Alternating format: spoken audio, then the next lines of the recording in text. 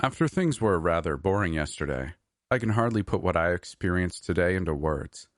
I'm not quite sure anymore where all of this is going, but even though uncertainty has taken its toll on me these last couple hours, I'm determined to see this through to the end, no matter where it might lead. When I arrived at the park today, I felt like the premises had been awaiting me. There was a fresh breeze blowing, and the air smelt strangely nice. It was almost welcoming. There was nobody by the employee entrance, and on my way down the streets to the cage of the sock puppet in the horror-themed section, I did not encounter a single soul. Once I reached the fun house, however, I spotted Darius standing beside Mr. Scratch's shelter. He noticed me approaching and walked up to me, looking both happy and concerned at the same time. "Hey there," he greeted me. "Good to have you back. How are you doing? Still mortally wounded?" I think it looks worse than it actually is by now," I told him, my fingers instinctively wandering up to my chin to touch the prominent, scabby remnant of the abrasion I had suffered when flying off the stagecoach. "How's my fuzzbutt?"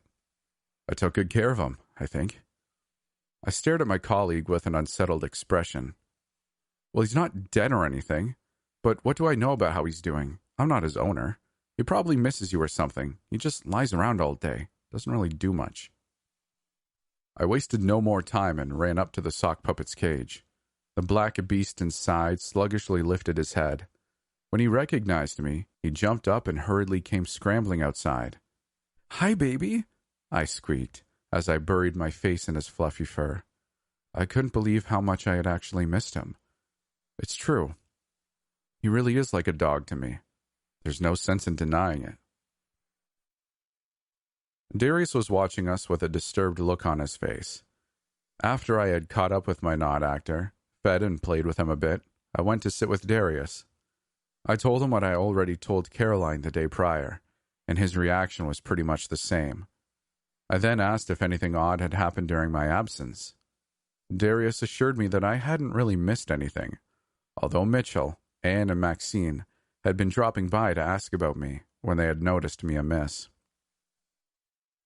Soon after I went to see Nathan. I found his carriage standing in the shade of a larger booth in Twinvale Point. When I called his name to get his attention and came walking up to him, he looked up at me with a dumbstruck expression on his face. "It's you," he said. Yeah. Can I come up to you?" He nodded and moved over on his seat, patting the free spot next to him. I hopped on and sat down beside him. "Are you all right? Should I leave?" I asked. No, I just... I didn't think you'd come back." I regarded him with slight confusion. "I figured you'd like some company, and I brought you some new clothes. You know, like ones that don't smell as much." "For real?" I nodded and opened my backpack to give him the clothes.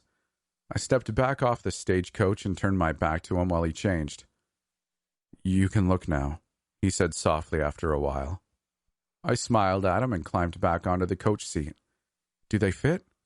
"They do, actually. They're really comfortable." "Thank you." "You're welcome. I got some more candy and some sunburn lotion, too," I told him as I emptied my backpack next to him.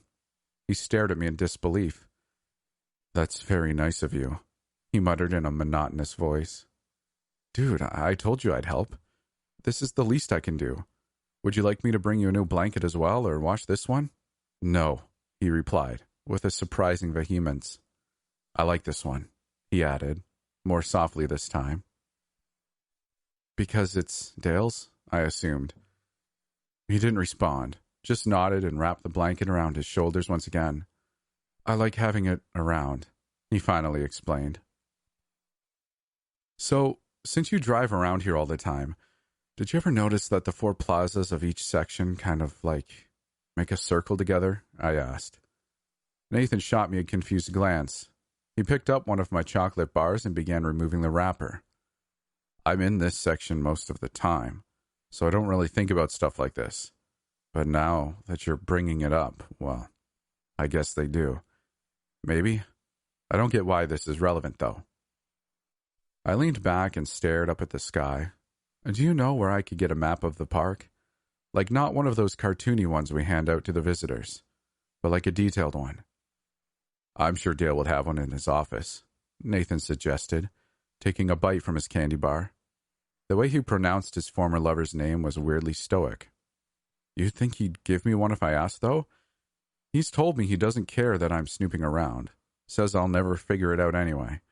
Whatever he means by that. So maybe he would. Right? The coachman shrugged. Not sure. Just try it. What's there to lose? I turned to him, smirking. I love talking to you.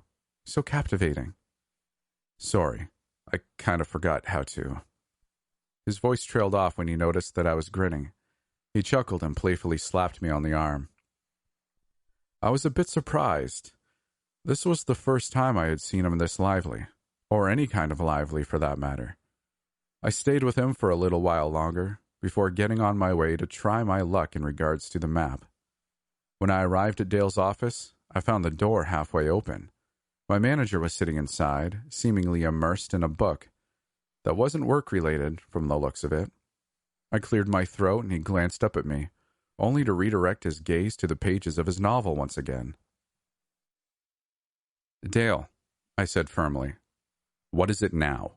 He asked listlessly, not looking up. I was wondering if you had a detailed map of the park I could have. My manager sighed. For frig's sakes, Leia, just stop. You said you'd leave me alone. Well, I was lying, obviously. Plus, I don't need your help. I just want a map. Come on, you gotta have one lying around here. No answer. Dale, ignoring me won't make me go away. Still nothing. Nathan would give me the map, you know. Dale straightened up, glaring at me with tight lips. He then slammed his book down on the desk, bent down to rummage about in one of his drawers, before producing a folded piece of paper, which he threw in my direction. It sailed through the air and landed on the floor right in front of my feet. There, go fetch, he hissed. But the meanness didn't really deliver, since all I had to do was bend down to pick it up. By the way, stop getting on Nathan's nerves, he added, but I could sense a rather unhappy undertone in his voice. Right, I retorted. He's got enough on his mind as it is, after all. Dale stared up at me in both shock and disbelief. Thank you. I smiled, waved the map at him, and stepped back outside. Darius was waiting for me on a bench in the ghost town. I had told him to stay nearby since I still wanted to try out a few things. Initially, I had been planning on showing the laurel twig, iron nail, and silver bracelet to some of the pretenders to see how they would react. After all, these things are said to have a certain effect on supernatural beings, so maybe it would help figuring out their nature. But now that I had the map, there were more important things to do. I quickly explained my plan to Darius. We unfolded the map and spread it out on the ground in front of us. After a bit of rummaging, I produced a used-up pen and a small ruler from my backpack. I always carry around some drawing and writing materials. They don't take up a lot of space, and you never know when you might be bored. We first located the 4 main plazas. Then we used the ruler to connect the specific sections that were more or less placed across from one another. The 4 lines crossed in one point in the middle of the circle the 4 plazas produced. Our sketch was crude and messy, but according to the map, there was actually a building in that intersection. It was a visitor's restroom. Darius and I exchanged excited glances. He was the first one to mouth our suspicion. If you're right about the thing with the circle, then there might be something really important in there. I agreed and we got on our way. The restroom was apparently located on the outer edge of the Hollywood section. It didn't take long for us to reach it, seeing as it was pretty close to our part of the park. I remember noticing that I was feeling a bit off when we arrived in front of it, like I had eaten something bad. It's locked, Darius remarked after trying the door. That was to expect. There's no visitors at the moment, after all. We rounded the small building until we found a window high up in one of the outside walls of the men's part of the restroom that had been left open. After a bit of contemplation, Darius lifted me up so I could climb inside. He himself was too broad to fit. I squeezed myself through the small opening and landed ungracefully on the cold, tiled floor. I slowly rose to my feet and glanced around. All of a sudden, the sick feeling in my stomach had intensified. "Can you try and open the door from the other side?"